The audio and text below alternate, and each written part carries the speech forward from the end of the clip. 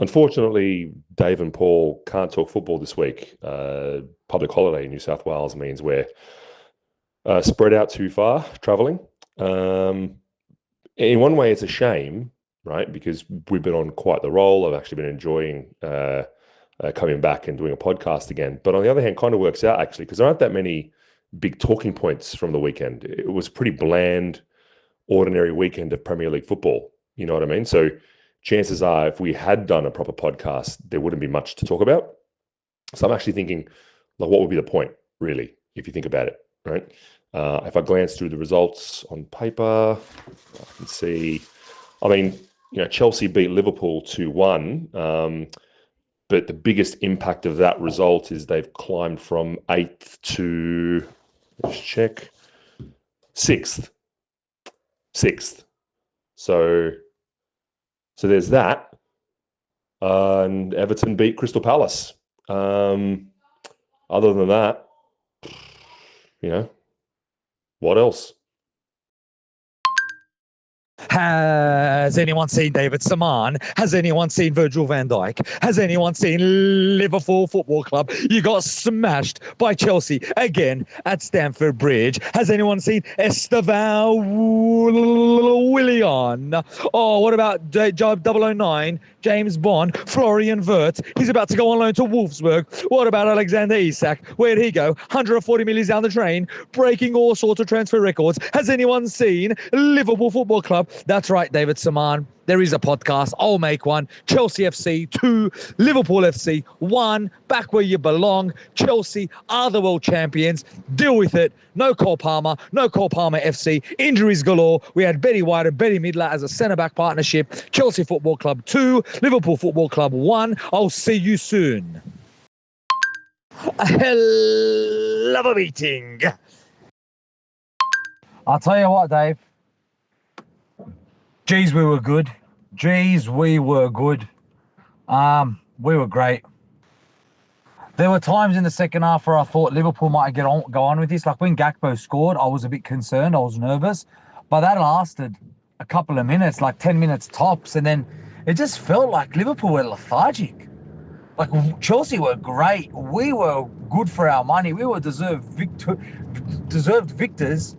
I just worry about Liverpool. I genuinely believe that there's something wrong there. I was watching the game, and I tell you what, Salah, he looks way off the pace. Like he got the ball in 3 or 4 pretty good positions, and I was thinking, oh gosh, here we go. He's going to bury it, top left corner, and no, nothing. Skies it, sends it to Rosed. Gravenberg was a bit loose. Gakpo was off the pace. Besides Isak's touch that led to the goal, which was, let's be honest, accidental. I think he just wanted to bring it down himself, not touch it on for Gakpo. I don't think they were good. Like Virgil van Dijk looked off the pace. My opinion, Liverpool just weren't good enough. They're lucky it was just 2-1. And I'm disappointed that Chelsea didn't kill the game even sooner. But by God, we were good. We were good, man. And Moses Caicedo, if he's not the best midfielder in the league, I'm sorry, I don't know who he is. I think your mate, Cara23, is sitting there telling everyone that Declan Rice pips him just by a bit, but Caicedo is the best midfielder in the world right now. He is unbelievable. He is everywhere, defensively and in attack. I can imagine how happy you must have been after that last-minute winner.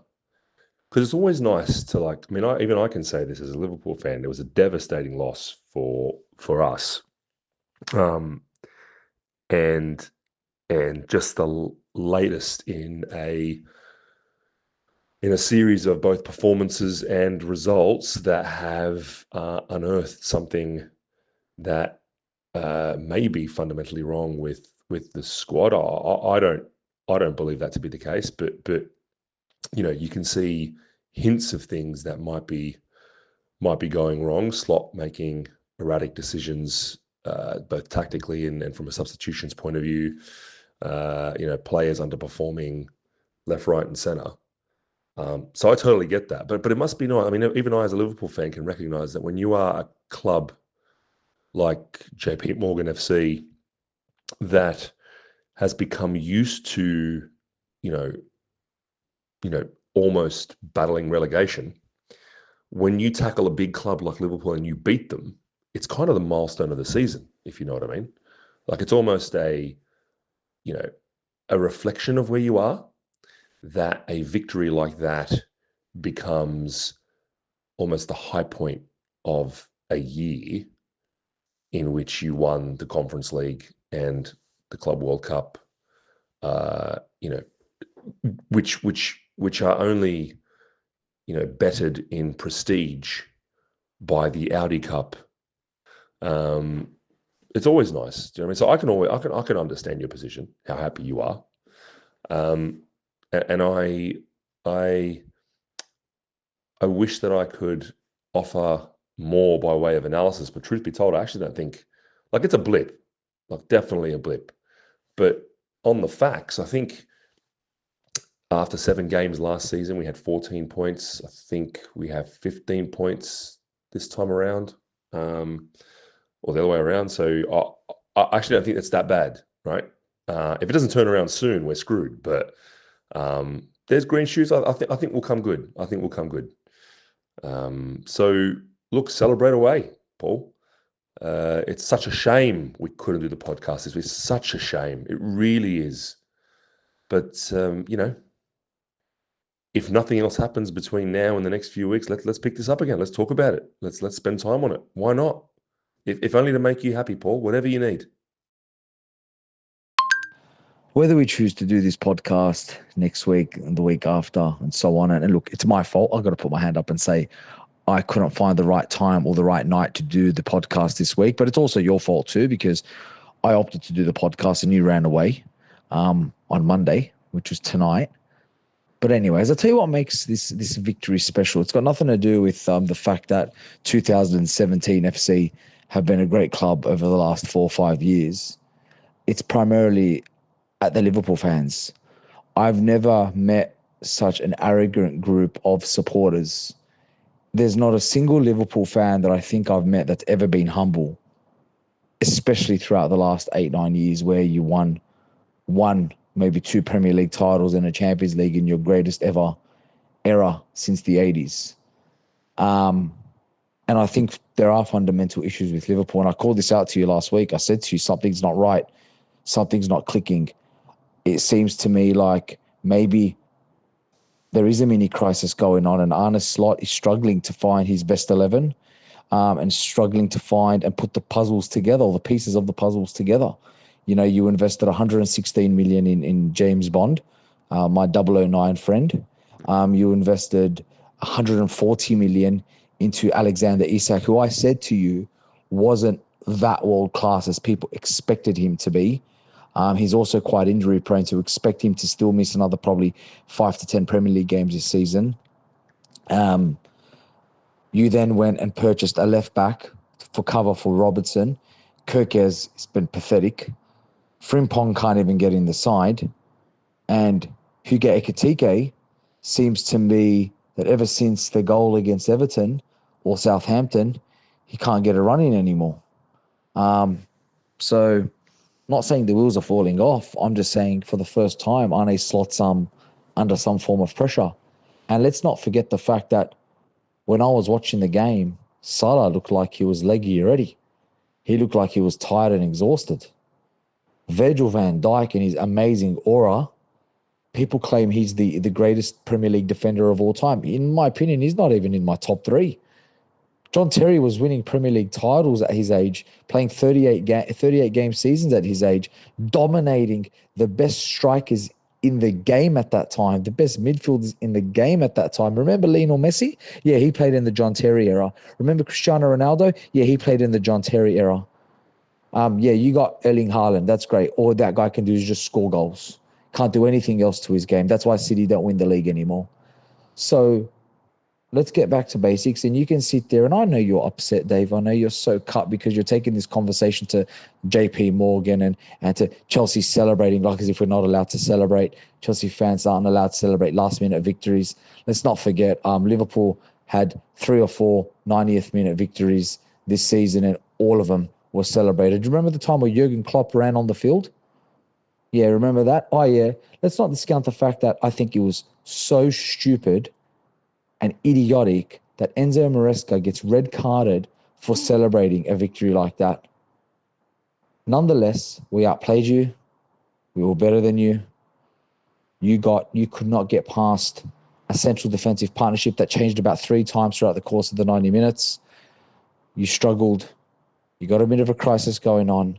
It's all good. All your arrogance, just take it away. Just pop your pride down and just say, it's all good, guys. We got a bit of a crisis. Slot's going to get tested now. He won the league last season with another manager's squad. He's now finally putting his own squad together.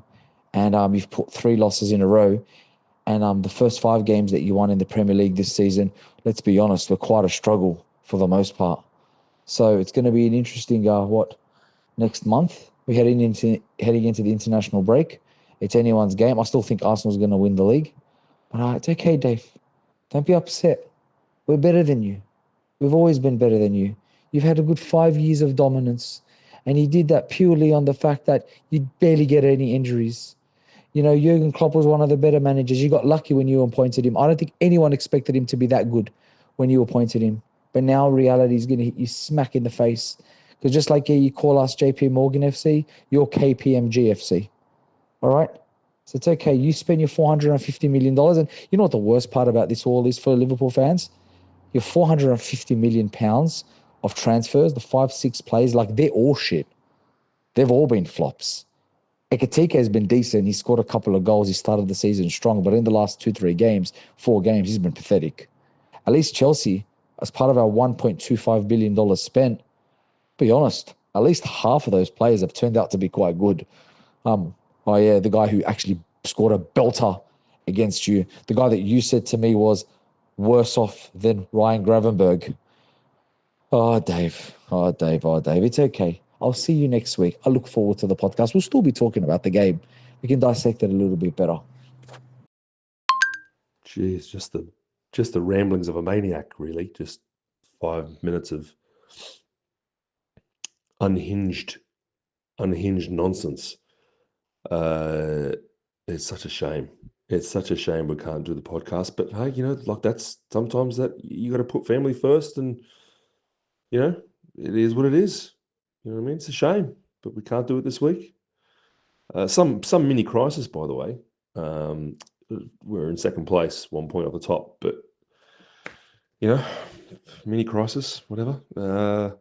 Just trying to see if there's anything else we need to. Looking through my notes here. Anything else we need to cover? Any big results we need to cover? One statement I never thought I'd say as a fan is Everton beating Crystal Palace, meaning Liverpool stay in second place. That's not a statement I ever thought I'd say as a fan of a major club, but there you have it. A favour being done by our neighbours, and Crystal Palace's undefeated streak coming to an end. Newcastle beating Nottingham Forest. One thing we have to cover in a future podcast. We haven't done it, and it's a bit of a shit go as Aussies. Really, we haven't spent any time on this. What's a Big Ange? The performance of Big Ange coming in to replace Nuno. It's been an absolute disaster, really. Man City beating Brentford 1-0. Aston Villa picking up 3 points. Again, they're on a bit of a streak. 2-1 over Burnley. Just looking through my Man United beat Sunderland. Who cares? Tottenham beat Leeds. Who cares? Arsenal beat West Ham. I mean, last week I said that I needed them to pick up a few more tough wins where they are on the front foot for me to start believing they're favourites. I think that's starting to happen now. Nothing else? You've spoken about Chelsea and Liverpool. Something happened there in that game. Can't really remember. It doesn't really matter. Look, we'll save it all for the next one, right? Hope you have an awesome long weekend, Paul. Say hi to the family for me, and ride the wave. Ride the wave of success. The success of 3 points. Thanks, Dave. Really appreciate your kind words as always. You're such a a great person, a great follower, and just a great all-round individual. rather than saying congratulations, Chelsea were the better team, they outplayed us, they deserved it, they won it, kudos to them, this could be the start and a springboard for the rest of the season for them, you just don't want to talk about it. Or you want to start just calling us names and like just typical arrogance of a Liverpool fan. It's interesting because some fans are actually calling for Slot's head, which is I find hilarious. Anyways, yeah, look, I think no more Chelsea talk. I think just routine win for Arsenal, really. I think if they want to win the league this season, they're the kind of games where they just need to quickly just get through and get by. Problem you've got is Odegaard's down again, which is an issue for them. Not so much of an issue, I would say, as it was last season. So you do think that they can kind of get through some basic routine wins without Odegaard. So another big win for Arsenal at home. I think it's their away form that I'm interested in. I think their away form is going to be important for them. I think they're very strong at the Emirates. It's their away form. Newcastle, another good win, solid win. Geez, poor Ange. I don't know what he was doing thinking about taking a role like that. Like he's already worked under one kind of semi-psychopath in Daniel Levy. He's now decided to go work for Marinakis. Like I think Ange just needs to take a break. He probably could have just written off this season and just taken a break from it. Probably didn't need a return. Club like Nottingham Forest is never going to have stability. Never going to have stability. And I feel for the guy because he's got his way of playing and it works to a degree, but it won't work at a team like Spurs or a top six team. It could work at a team like Forest, but I don't think they've got the patience to allow him a few transfer windows to get his own players in. So I feel bad for Ange. I think another big win by Villa. They seem to be on the up again. Massive win for Everton. They seem to be flying under the radar as well now. I think Palace's first loss in about 19 games in all competitions. But look, once I think Oliver Glasner decides to take the role at Man United, I think the wheels will start to fall off for Palace as they generally do for lots of clubs who follow that similar nature. Yeah, United win. Like if you're not beating Sunderland at home in front of 75,000 Mancunians, then seriously, you don't deserve to be in the Premier League. So big win. Problem you've got with United is these are the kind of games they win.